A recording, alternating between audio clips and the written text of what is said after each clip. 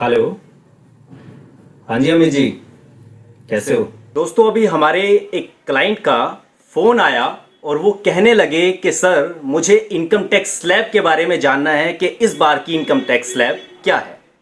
और साथ ही साथ कहने लगे मुझे थोड़ा सा टैक्स कैलकुलेशन के बारे में भी बताइए, मुझे थोड़ी सी दिक्कत आती है।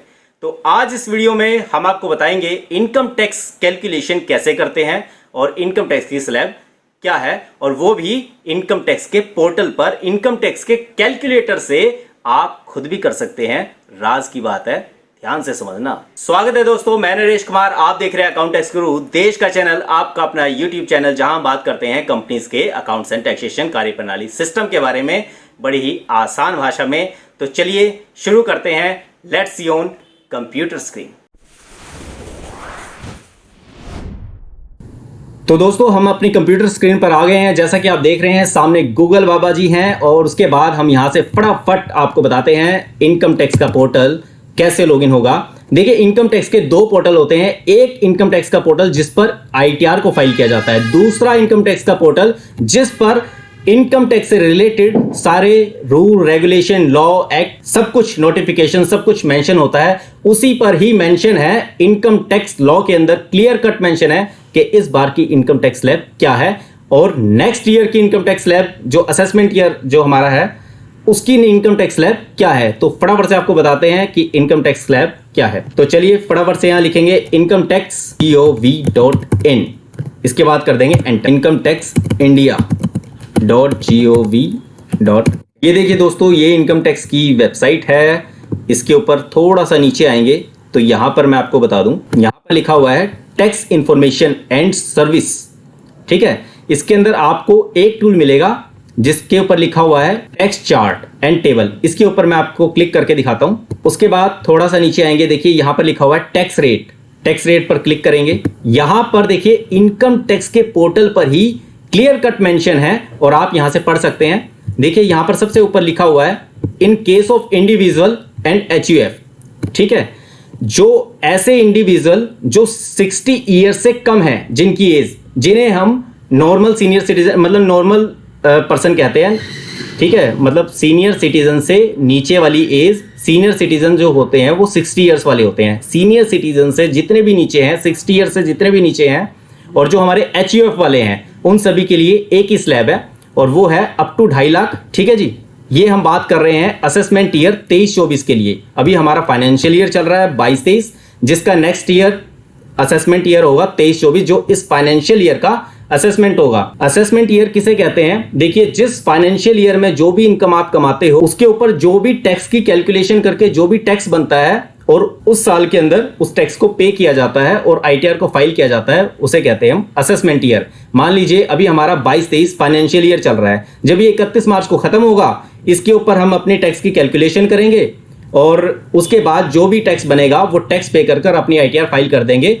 और ये जो कैलकुलेशन है, ये अभी मार्च खत्म होने के बाद 1 अप्रैल से शुरू होगी और जो भी जिसकी जो भी आईटीआर की डेट है, उस डेट तक वो ये कैलकुलेशन करके अपने टैक्स को जमा कराएगा, अपनी आईटीआर को फाइल करेगा।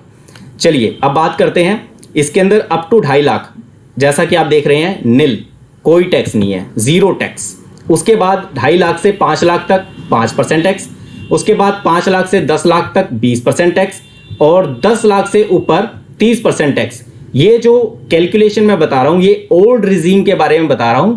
अभी इनकम टैक्स लॉ के हिसाब से 2 रिजीम चलती हैं। नंबर 1 ओल्ड रिजीम, जो पुराने वाली जैसी चलती आ रही है, और एक न्यू रिजीम। न्यू रिजीम के बारे में बात करेंगे, पहले ओल्ड रिजीम बता देते हैं। ठीक है जी, उसके बाद थोड़ा सा हम आगे बढ़ते हैं। इसमें हम बात करेंगे 60 ईयर्स वालों की, और उससे ऊपर जितने भी लोग हैं उनको कहते हैं सीनियर सिटीजन। तो इसके अंदर आप देखेंगे अप टू 3 लाख, 3 लाख तक जीरो टैक्स, नील टैक्स असेसमेंट ईयर 23-24 में। उसके बाद 3 लाख से 5 लाख तक 5% टैक्स। उसके बाद 5 लाख से 10 लाख तक आपका 20% टैक्स और 10 लाख से ऊपर आपका 30% टैक्स लगेगा।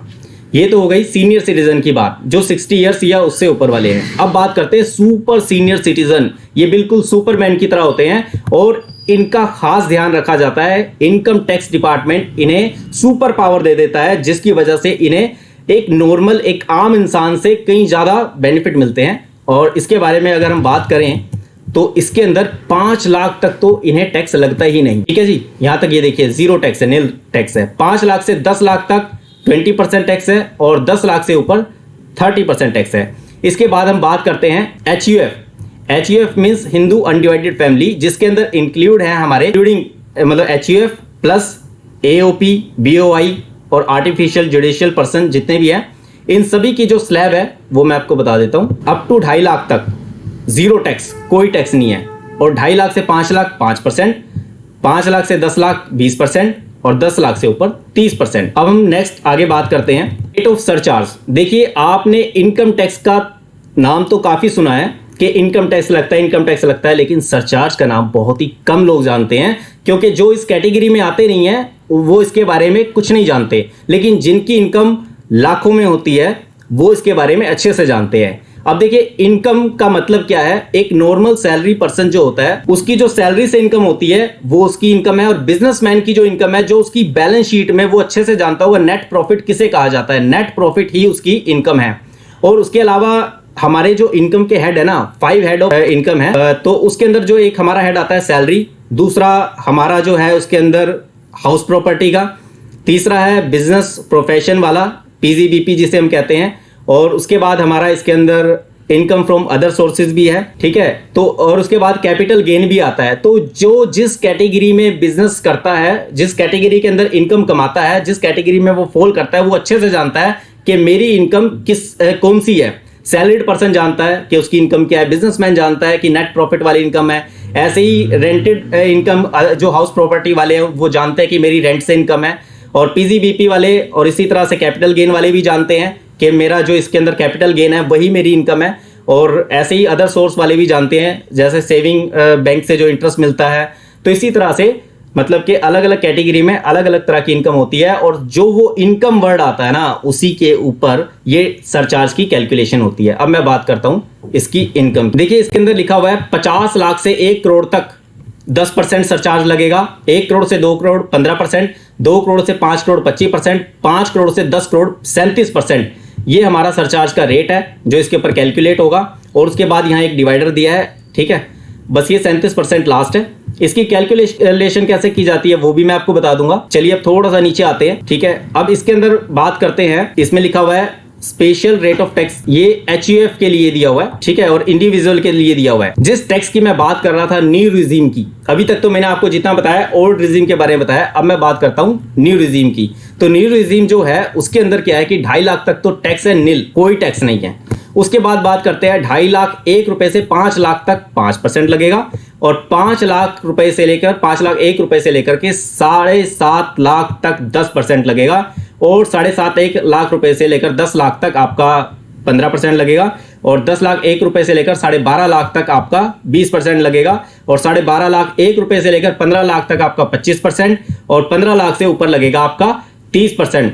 इसमें ध्यान देने वाली बात यह है कि जो हमारी ओल्ड रिजीम थी उसके अंदर तो कैटेगरी वाइज प्लेन किया गया था, जैसे 60 साल वाले, फिर 60 साल से ऊपर वाले, 60 साल से नीचे वाले। ठीक है, कि इसकी इतनी इनकम होगी तो इतना टैक्स लगेगा। लेकिन जो न्यू रिजीम है उसके अंदर सबको एक ही कैटेगरी में रखा गया है, चाहे बच्चा 1 साल का हो, चाहे वो 1000 साल का हो, 100 साल का हो, किसी भी एज का हो, कोई मैटर नहीं करता, सबके लिए एक ही स्लैब है अगर वो न्यू रिजीम में जाता है। एक चीज का खास ध्यान रखना, जो लोग न्यू रिजीम में जाते हैं उनके लिए पूरी लाइफ में सिर्फ एक ही बार ऐसा मौका मिलेगा कि वो दोबारा से ओल्ड रिजीम में आ सकते हैं। लेकिन एक बार वो न्यू रिजीम में चले गए, सिर्फ एक चांस मिलेगा पूरी लाइफ में, एक बार ओल्ड रिजीम में आ सकते हैं अगर आना चाहें, उसके बाद उसको पूरी लाइफ में कभी कोई चांस नहीं मिलेगा। इसलिए सोच समझ के जाना, पूरी लाइफ में एक ही बार एंटर करना, ये नहीं कभी इस साल न्यू रिजीम, अगले साल ओल्ड रिजीम, फिर न्यू रिजीम, फिर ओल्ड रिजीम। ठीक है, इनकम टैक्स डिपार्टमेंट इतना बेवकूफ नहीं है, वो आपके ऊपर पेनल्टी, इंटरेस्ट और सब कुछ, जो भी चीजें जितनी उसकी पावर है सब लगा देगा और आपको पछताना पड़ेगा। इसीलिए किसी अच्छे CA या एडवोकेट से कंसल्टेंसी जरूर ले लीजिए। अगर आपको कोई दिक्कत आए खुद डिसीजन मत लीजिए। ठीक है, आप थोड़े से पैसे बचाने के चक्कर में किसी भी ऐसे वैसे के पास चले जाओगे और बाद में आपको दिक्कत आ जाएगी। CA के पास जाइए, 4-5 हज़ार रुपये वो लेगा, आपकी ITR बढ़िया से फाइल करेगा, अच्छे से कंसल्टेंसी देगा और पूरे साल कंसल्टेंसी देगा उस प्राइस में। वो आपको एक बार ITR भर देगा, कभी कुछ साल के बीच में आपको कुछ पूछना होगा तो आपको बताएगा भी। ठीक है, मतलब कि आपको पूरा सपोर्ट मिलेगा।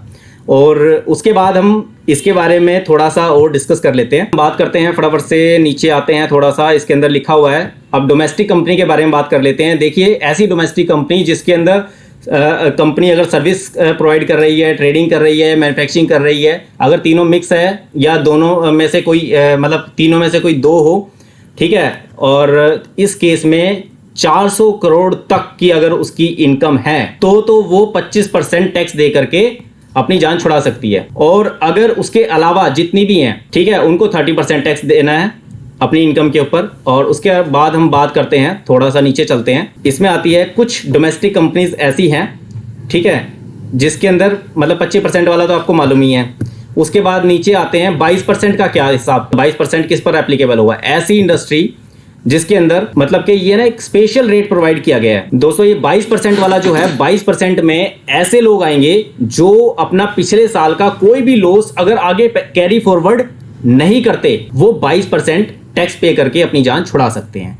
और 15% वाले कौन से हैं? ये ओनली फॉर मैन्युफैक्चरिंग कंपनी है जो 400 करोड़ का टर्नओवर जो रखती है। ऐसी डोमेस्टिक कंपनी जिसका टर्नओवर 400 करोड़ तक है और अगर वो मैन्युफैक्चरिंग इंडस्ट्री है तो वो 15% टैक्स दे करके अपनी जान छुड़ा सकती है। अब डोमेस्टिक कंपनी से मेरा कहने का मतलब क्या है वो मैं आपको बता दूं। डोमेस्टिक कंपनी एक ऐसी कंपनी होती है जो इंडिया में काम करती है, ठीक है। एक होती है फॉरेन कंपनी, मतलब आउट ऑफ इंडिया एक्सपोर्ट का काम आप कर रहे हो, मतलब आप सेल कर रहे हो, मतलब डोमेस्टिक मतलब इंडियन कंपनी है। इंडियन कंपनी के अंदर अगर इतना टर्नओवर है जो इंडिया में काम कर रही है, ये मैं बात कर रहा हूं उसकी, डोमेस्टिक कंपनी उसे कहा जाता है। उसके बाद थोड़ा सा नीचे हम फटाफट से चलते हैं।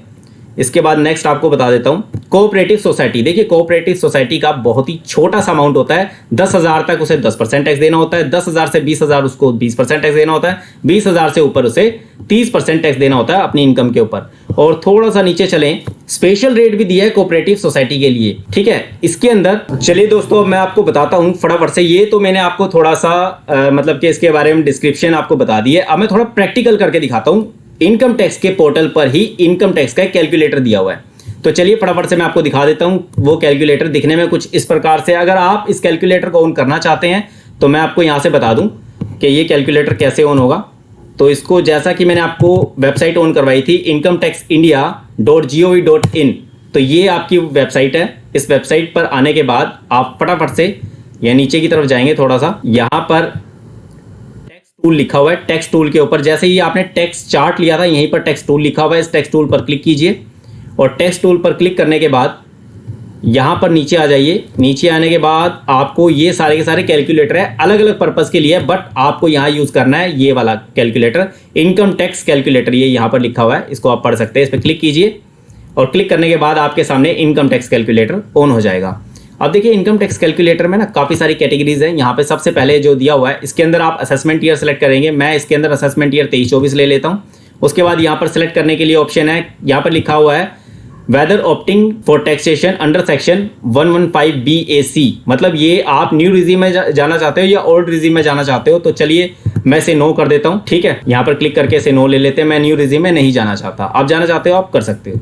उसके बाद इसके अंदर ऑप्शन है, आप इसमें क्या ऑप्शन लोगे, मेल फीमेल, ये आप जानते हो, जो भी आप लेना चाहो आप ले सकते हो। उसके बाद इसके अंदर नेक्स्ट है, इसमें आप रेजिडेंट हो, नॉन रेजिडेंट हो या नॉट ऑर्डिनरी रेजिडेंट हो। मैं इसमें रेजिडेंट मीन्स इंडियन, ठीक है। इसकी भी एक डेफिनेशन है, वो आपको बताएंगे। फिलहाल जितने भी इंडिया में रहते हैं, इंडिया में ही काम करते हैं, वो फिलहाल इसमें रेजिडेंट सेलेक्ट कर लीजिए। उसके बाद यहाँ पर आपकी अगर इनकम सैलरी से है या और भी जितने हेड यहाँ बताए गए हैं, प्रॉफिट से, बिजनेस प्रॉफिट से, सारे हेड इसके अंदर दिए हुए हैं, जिसके अंदर भी आप चाहो अपना अमाउंट फिल करके कैलकुलेट कर सकते हो। मैं फिलहाल एग्जाम्पल के लिए यहाँ पर सैलरी से इनकम दिखा देता हूँ। मान लीजिए सैलरी से इनकम मेरी है यहाँ पर 6 लाख रुपए। 6 लाख के ऊपर मेरा टैक्स क्या बनेगा? ये 6 लाख जो सैलरी के केस में यहाँ पर लिख दिए, ये जो 6 लाख लिखने हैं, ये आपको जो सैलरी की डिडक्शन मिलती है, स्टैंडर्ड डिडक्शन मिलती है 50,000 की, 50,000 लेस करके लिखने हैं। मतलब मेरी सैलरी 6.5 लाख थी, तो मैंने इसमें 6 लाख लिख दिए, क्योंकि 50,000 रुपए के ऊपर तो टैक्स लगेगा नहीं ना, इसीलिए मैंने पहले ही लेस कर दिया। या लिखा हुआ भी है, मैंने नहीं कहा, ये इनकम टैक्स डिपार्टमेंट कह रहा है। मेरी बात पे भरोसा हो ना हो, इनकम टैक्स डिपार्टमेंट जो कह रहा है उसकी बात पे आपको ट्रस्ट करना चाहिए। उसके बाद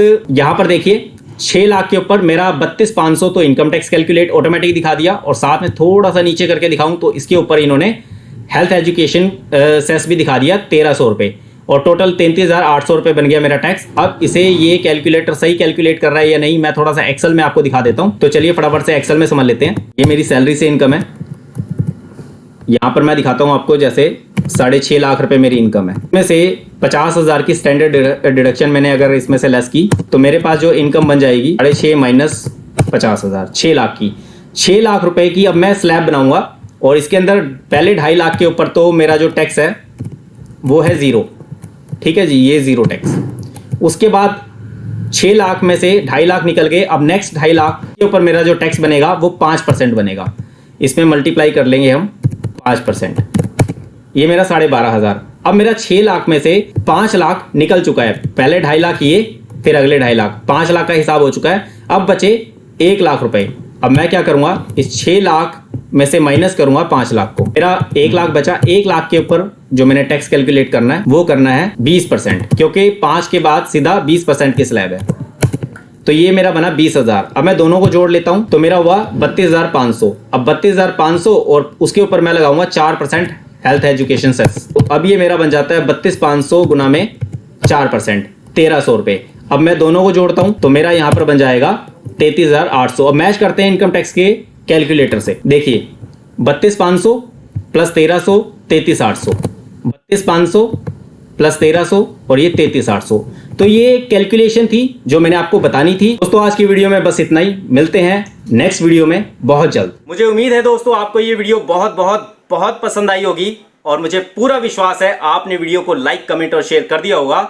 जो नए दोस्त चैनल पर पहली बार आए हैं उन्होंने चैनल को सब्सक्राइब कर दिया होगा। इससे होगा क्या, जब भी हमारे YouTube चैनल पर हमारी कोई नई वीडियो आएगी तो आपके YouTube ब्राउजर में वो सबसे पहले देखने को मिलेगी। आपका अपने इस YouTube चैनल पर अपना प्रेम प्यार बनाए रखने के लिए, अपना आशीर्वाद बनाए रखने के लिए आप सभी लोगों का तहे दिल से प्रेम पूर्वक बहुत बहुत धन्यवाद।